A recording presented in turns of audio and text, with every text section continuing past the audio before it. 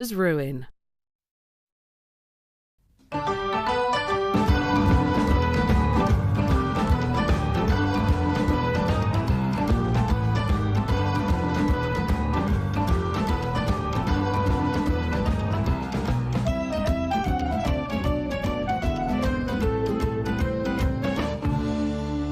Brucella, what's happened to the fungifuge?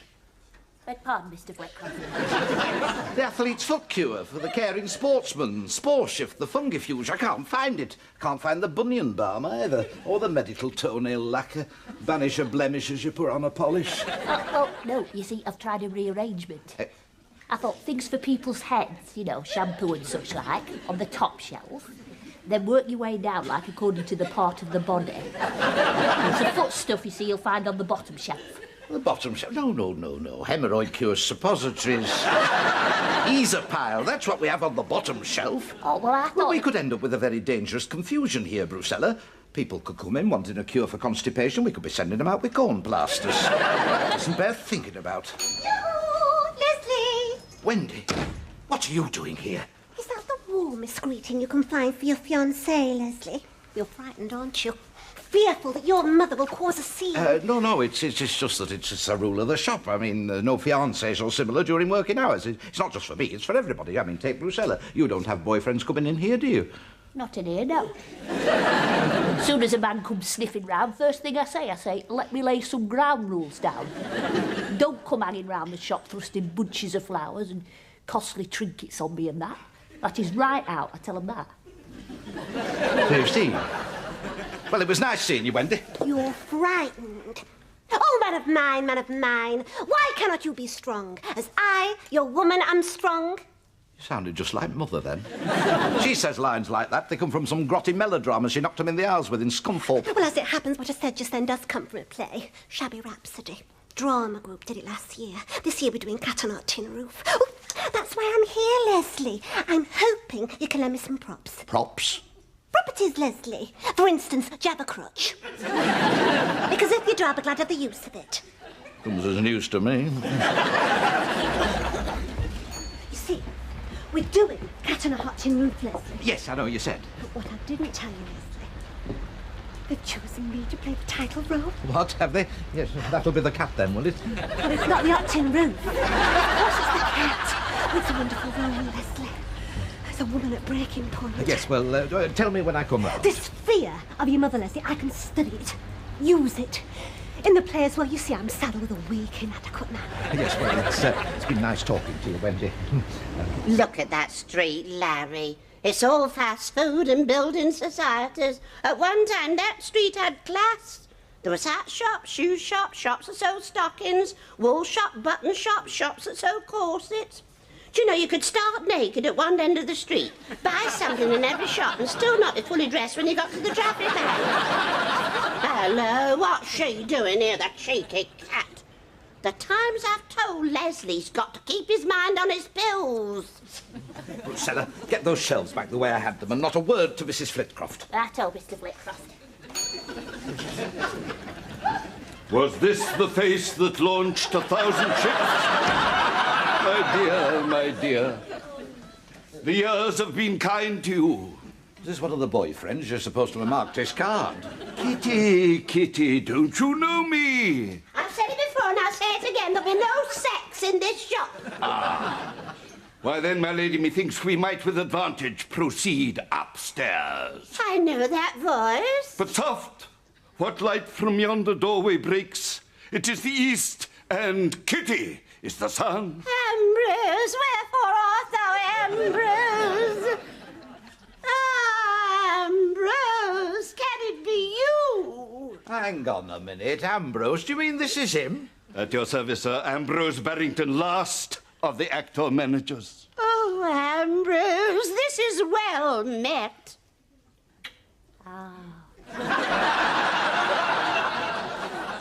While you're there, Brucella, pass us a jar of those hemorrhoid pills. I feel that kind of pain coming on. Oh, Ambrose, you know I didn't know if you were even alive. That settles it. I changed my agent. Oh, how I've missed that coruscating wit. Have a glass of wine. Nothing special, I'm afraid. Just part of the European wine mountain. Lake, Mother, you can't have a wine mountain. Of course you can. Mont Blanc. That rapier wit, my dear, sharp as ever. Your mother, dear boy, was one of the finest. No, I'll go further. She was the best actress I ever had. Under me. As leading lady of the Ambrose Barrington troupe. I used to think you were an invention, you know, like Father Christmas. There's lots of talk about him, but nobody actually saw him. To think of it, there were no flaming presents either. Ambrose Barrington and Kitty Kelly. We tore a passion to tatters a time or two, eh, Kitty? Set the groundlings on a roar. Ambrose was wonderful in Shakespeare. Anything in tights, really. Romeo and Juliet, Hamlet and Ophelia. You should have seen his bottom. Matched by your mother's Titania. Oh, yes, a wonderful pair. She and I. Isn't it your evening out, Leslie? No. Yes, it is. Go along, go and enjoy yourself. Go to the pictures or something. I've got no money. Come along, then. Off you go. Have a lovely time. I was 12 the last time this happened. The coalman came round demanding payment. Bye, Leslie. At least we had some roaring fires that winter. What are you going to get off him? Now, we'll go on.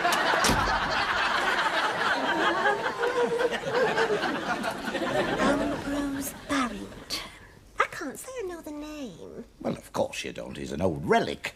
She's always on about him because 50 years ago she appeared in his troupe. Well, in those days, they were definitely, you know. What? At it. How romantic. And now he's come back into her life. Well, that's wonderful. It'll soften her, Leslie. A man in her life. A little love. Yeah, for at her age.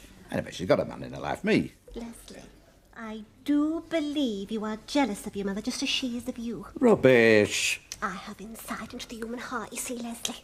That's why the drama group begged me to play Maggie the Cat. She's a voluptuous woman.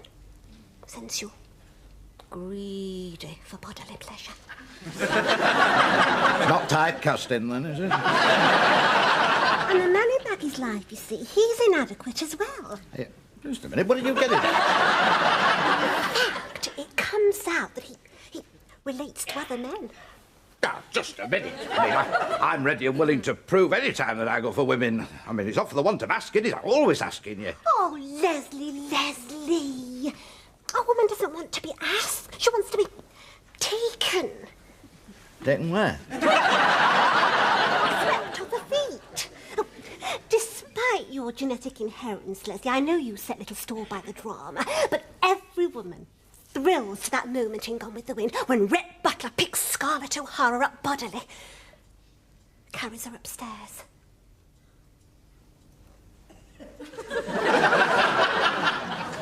Clive won't be home for some time. He's rehearsing the school play. Let's get this straight. If I can cart you up the stairs, it's all on. That's a very unappealing way to put it, Leslie. Oh, but have I got the right end of the stick? Oh, Leslie. If I have to spell everything out, it spoils it. Oh. You always knew how to please a man, Kitty. At bed and board, there was none to touch you. Except you, Ambrose. Oh, your touch sets fire to my senses, makes an inferno in my heart. I remember that speech. Oh, so you should. You directed me in the play. The Corsair wore a crinoline. Great play. Great play. Oh, Ambrose, the years I've spent scanning the stage for your name. The Inland Revenue were hounding me, Kitty. I had to go to ground. I thought you were dead. As good as Australia. Oh, perhaps you met Brucella's uncle there. Who? Brucella, our shop assistant. Oh, that tall, dim, lanky girl. Her uncle is a millionaire in Australia. Though not without a certain elfin charm. But But now you're back and you're working again, I'm sure. I've been at Bognor doing one of our old standbys, Murder at the Minster. Oh, a great play, a great play. Playing the Archbishop, of course. No. The Bishop, then?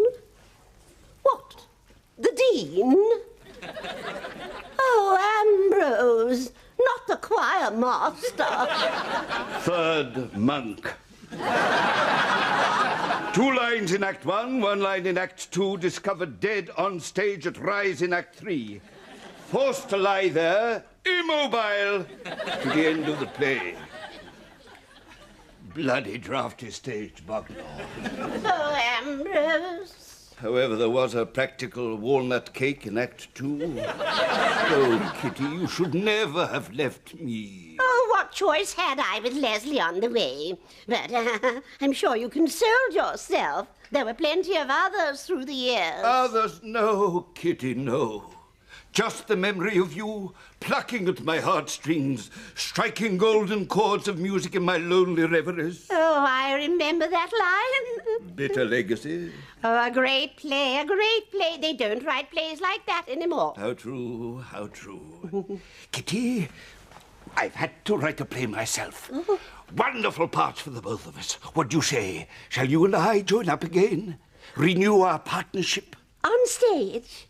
And off. Well, Kitty, how say you? Oh, yes, Ambrose, yes. Like this in Gone with the Wind. You said this bloke carried the woman upstairs. With animal strength and virile grace. Have you ever thought of moving into a bungalow? Hello, Mum. Evening, Mr. Flitcroft.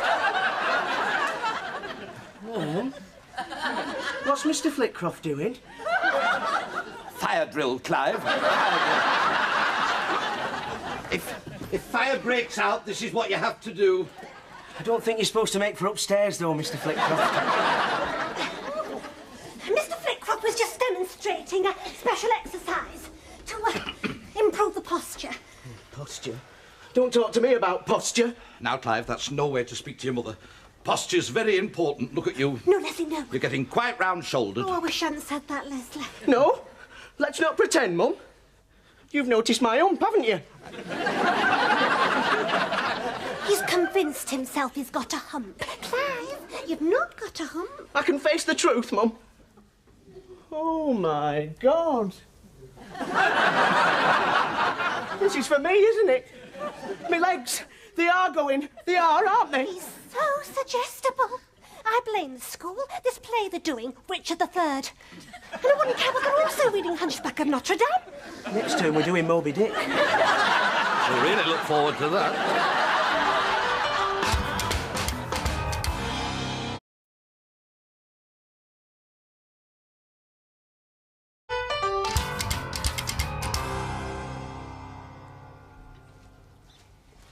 Mr. Flitcroft. Are you decent, Mr. Flitcroft? Oh, you're decent.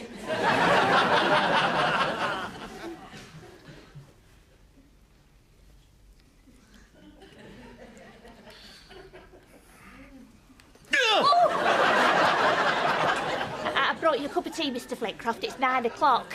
You've had a lie in. I've opened the shop. Is there anything else you'd like? Yes, there is. Oh. I want my own room back. Oh, a week now I've been kipping on this pox doctor's put you up. While that broken-down mummer, that red-nosed tragedian's been sleeping in my bed. Oh, there's a lot of unfairness in this life, Mr. Flitcroft. I mean, take my life. I wouldn't care. But he only spends about 10 minutes a night actually in my bed. It's all a facade. There's a lot of good night, Kitty. Good night, Ambrose. And then minutes later, you're scurrying footsteps along the landing. Yes. When I was 15... Mother says it's mice, dear. I've never heard mice giggling before, have you? Well, I always think that... Brucella, how would you fancy it? I mean, sleeping in this bed. I'd have better lock the shop first. Get in with me. I think he's after a bank balance, you know. He wants to wheedle her into putting money into some show. He wheedled me, Mr. Flitcroft. It was my first time. How do you mean? I've never been wheedled before. He said he knew I had a rich Australian uncle with a lot of money. And did I think I could put my hands on it? Right, that does it. It's time we had it out, Brucella. Whenever you say, Mr. Flitcroft.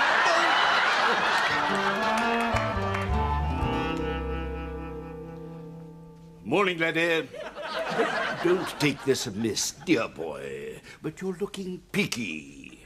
Well, it's hardly surprising, is it, sleeping in the stockroom? It's no life for a young man standing behind some counter dishing out pills and potions. You should be out in the wide world seeking your fortune. Ever thought of going for a sailor? Don't you start. Your porridge, Ambrose. Thank you, my dear. Where's my porridge? It's all gone. Look, I'm sick of this. He's sitting in my chair, he's eating my porridge, and he's been sleeping in my bed. I think we should tell him, Ambrose. Tell me? Tell me what? Ambrose has written the most wonderful play with star parts for a mature actor and actress. Yes, Ambrose and myself. Leslie, I'm going back to the theatre after all this time, Leslie. Oh, get over. Oh, Ambrose has written a masterpiece. In it, I play the part of the Queen Mother. My husband, the King, has just died, and my son, the new King, he wants to marry a notorious woman. Rings a bell, this. Well, the country will be in turmoil, but to me, the Queen Mother, comes a great statesman, the Prime Minister, played by Ambrose. This is where the play really catches fire. He comes to beg, to plead, that I, the Queen Mother, will persuade my son, the King, to put duty before love. Well, I'd be in the bar for this bit. And then Ambrose has created the most wonderful surprise. We discover that the Queen Mother and the Prime Minister, they too were deeply in love years before. Oh, it's heart-churning, Leslie. I'd have said stomach myself. And then, at the final curtain, there I am, on my knees. I beg and I plead with my son, and he says... Mother, forgive me, I have been a bad son. You've been reading my play. No, just a lucky guess. They're not going to put money up for that sort of stuff. No, because we won't let them. Exactly. Why let some fat, idle impresario cream off the box office? Yes, I shall put up the money and I shall reap the profits. What are you talking about, Mother? You haven't got any money. The business is worth money and so's his flat. Oh, God, now I know you're balmy. This old ham's got you right off your trolley. Ham? Oh, Leslie, that is no way to speak of the man who will soon become your stepfather. Put yourself together. Leslie. Look, you can't do it. I mean, we're all going to be in Cardboard City. When Ambrose's masterpiece is the toast of the London theatre, and I am a star again, none of us will have any need of this horrible herbal hellhole. Got you robbing the till now. Oh, whinge, whinge, whinge. Ambrose has to negotiate with theatre owners. He wants suits, he wants shirts. You want shooting? Did you hear that, Brucella? She's got to sell the shop and the flat. She's got to fling the money away on some tatty play the old devil's written for her and him. She's put it in his hands, Mr. Flitcroft. I can understand that. Why doesn't he just snatch her handbag and have done with it? At least to be honest, robbery. I'd be the same myself, with any man who were to lay hands on me. Let's see what he's got in here.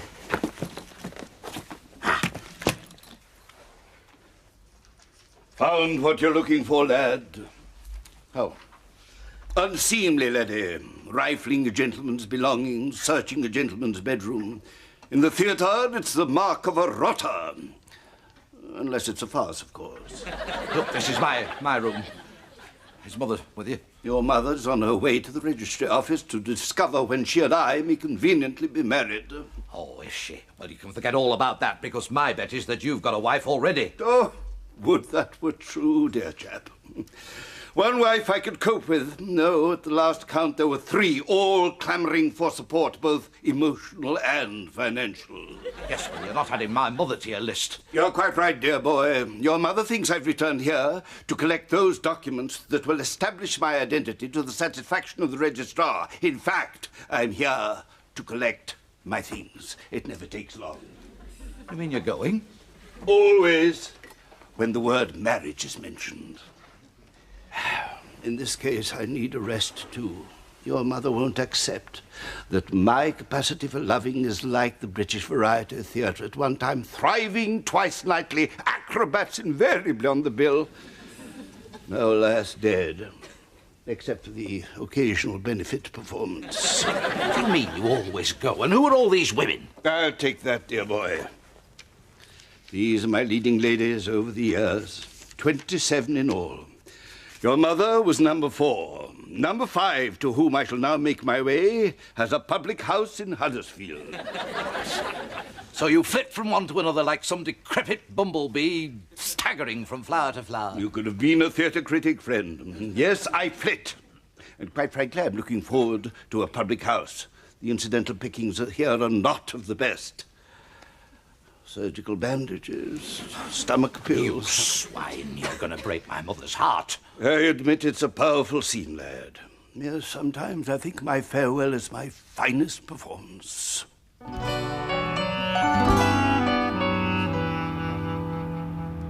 right, here we go for another one. Lovely big smile. That's beautiful.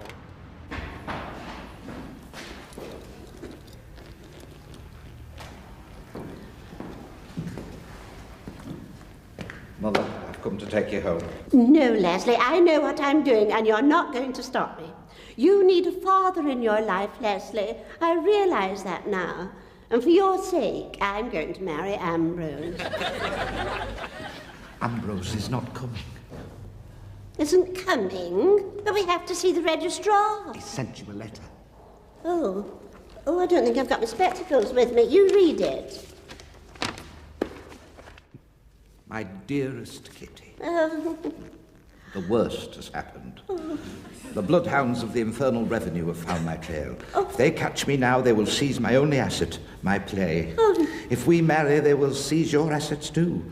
Someday we shall be reunited, twin stars in the theatre firmament. Till then, my dearest, au revoir. oh, where's he gone? P.S. I conceal my destination even from you. If those revenue swine ask you where I am, you may look them in the eye and answer truthfully, I do not know. Oh, it's very considerate of him, isn't it, Leslie? What noble self-sacrifice. Not like you, with your self, you whinge. P.P.S. While you're at the registry office, Kitty, why not make arrangements for Leslie and his young lady? He's such a lovely lad, is Leslie, and it's time his nuptials were sorted out. One thing that Ambrose never had was judgment. No wonder his finances are in such a mess. Come on, Leslie, we're going home. But, Mother, don't you think we ought to? No, I don't, and I don't know how you can think of yourself at a time like this when I'm grief-stricken and my dreams are crushed. I'm sorry. I should have known better. You know, Leslie, Ambrose was too old to play the Prime Minister to my Queen Mother. They needed an actor more my age. I was thinking of Kenneth Branagh. Their styles are very similar. Yes, I've noticed that, Mother. And between us, Leslie, Ambrose snored terribly. And his feet were icy. I think keeping on the run from the Inland Revenue might just improve his circulation. All heart, Mother. All heart.